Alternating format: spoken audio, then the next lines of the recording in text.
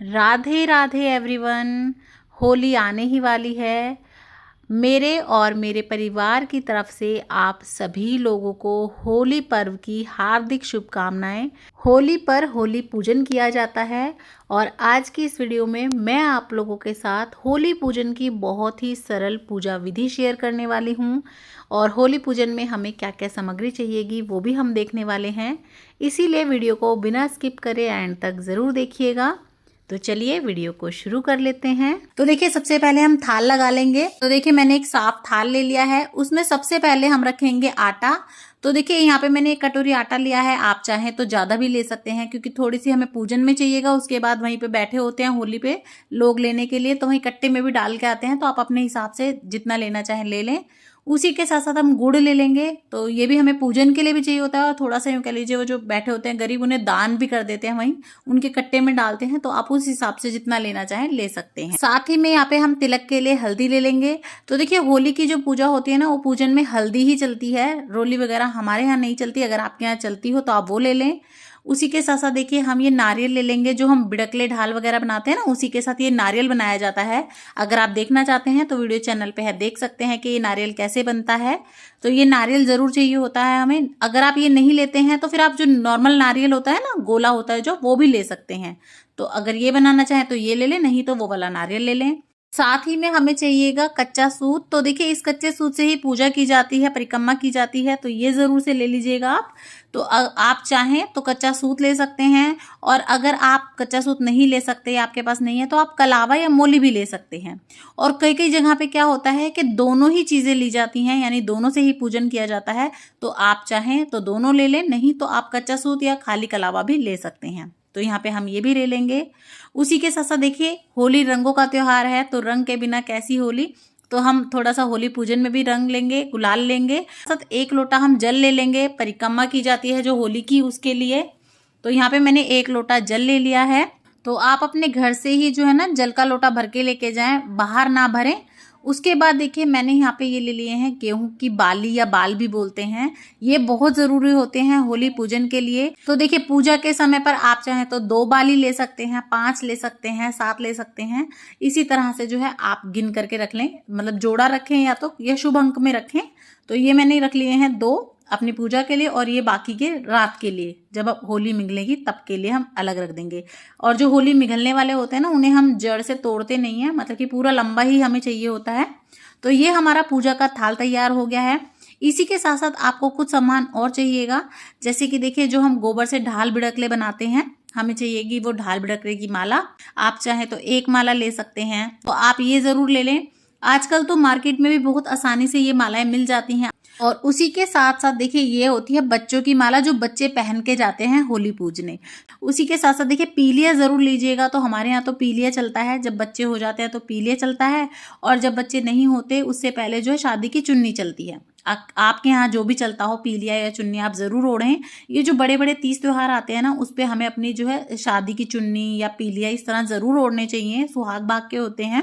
साथ ही में कुछ हम पैसे ले लेंगे, यानी कि दक्षिणा चढ़ाने के लिए। तो यहाँ मैंने सारी सामग्री इकट्ठी कर ली है और अब हम जाएंगे होली पूजन के लिए। कुछ लोग अपने घर में ही होली पूजते हैं, वहीं दहन करते हैं, तो आप ऐसा भी कर सकते हैं, लेकिन अच्छा रहता है कि आप बाहर पूज के आएँ। और कभी भी एक होलिका को टाप के दूसरी होली पूजने नहीं जाते। जैसे कि मान लीजिए आपके आसपास जो होली है, आप उस पे नहीं पूज रहे, उसे टाप के यानी कि उसको ना पूज के और दूसरी कहीं पूज के आ रहे हैं, तो ऐसा नहीं करते। होली टापते कभी भी नहीं है। जो भी आपके गाँव की, आपके नज़दीक की होली हो, हमेशा उसी को पूजते हैं। तो सबसे पहले जहाँ भी ये इस तरह से होली बना देते हैं, डांडा गड़ा होता है, वहीं पर आप देख लीजिएगा थोड़ी सी जगह बना के। सबसे पहले आप ये अपनी जो माला बनाई है आपने, आप वो रख दीजिएगा, नारियल रख दीजिएगा इस तरह से। सबसे पहले हम थोड़ा सा जल का छींटा दे देंगे इस तरह से, और हल्दी से तिलक किया जाता है, तो इस तरह से हल्दी ले लेंगे हम।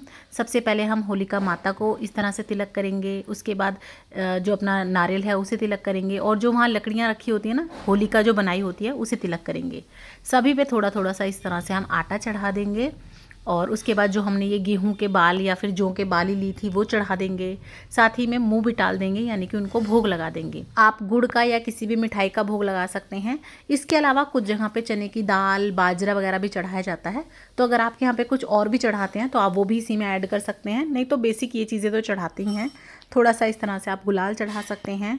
उसके बाद हम कुछ जो है पैसे चढ़ा देंगे। तो सिक्के ही चढ़ाएं तो अच्छा है, क्योंकि कई बार नोट वगैरह जो है अंदर चला जाएगा और उसके बाद इसको रात को जलाएंगे तो पैसे जल जाते हैं।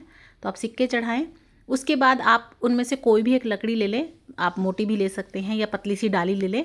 और ये जो हमने कच्चा सूत लिया था, इससे हमें 7 बार लपेटना है, गांठ नहीं लगानी, बिना गांठ लगाए इस तरह से हम 7 बार लपेटते हैं। और अगर कच्चा सूत ना हो तो आप जो आपका कलावा आता है, मोली आती है, आप वो भी ले सकते हैं। और कुछ लोग क्या करते हैं कि एक तरफ से लकड़ी पे बांध के पूरी होलिका पे चक्कर लगाते हैं, कलावा या कच्चा सूत बांध के। तो आप ऐसा भी कर सकते हैं। हमारे यहाँ पे इस तरह से एक छोटी सी लकड़ी लेके उसी पे इस तरह से जो है 7 बार लपेटते हैं। उसके बाद किसी भी बच्चे से या कन्या माता से इसे छुआते हैं। छुआना मतलब कि तुड़वाना, तोड़ना नहीं बोलते, इसलिए छिवाना बुलवाते हैं।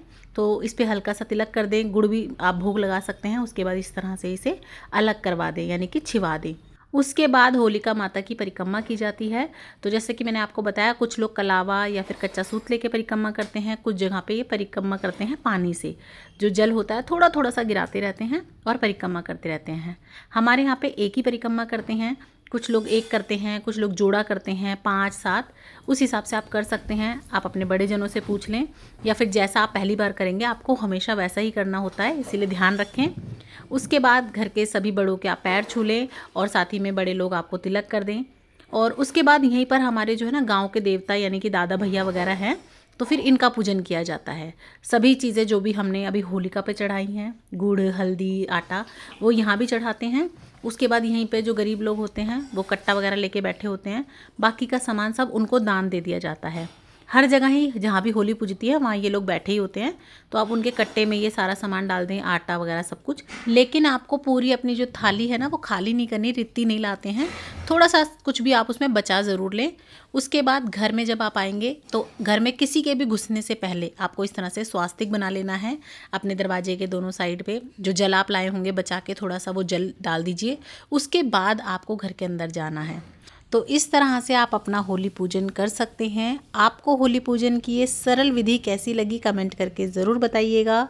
और अगर वीडियो पसंद आई हो, चैनल अच्छा लगे तो ज़्यादा से ज़्यादा शेयर कीजिएगा अपने फ्रेंड्स एंड फैमिली के साथ। और इसी तरह की हिंदू धर्म, पाठ पूजा, घर गृहस्थी से रिलेटेड वीडियोस देखने के लिए चैनल पर बने रहें। अभी तक चैनल सब्सक्राइब नहीं किया है तो प्लीज़ सब्सक्राइब ज़रूर कर दीजिएगा। लाइक, शेयर, सब्सक्राइब करना तो बिल्कुल ना भूलिएगा। और कमेंट बॉक्स में जय सिया राम ज़रूर से लिख दीजिएगा।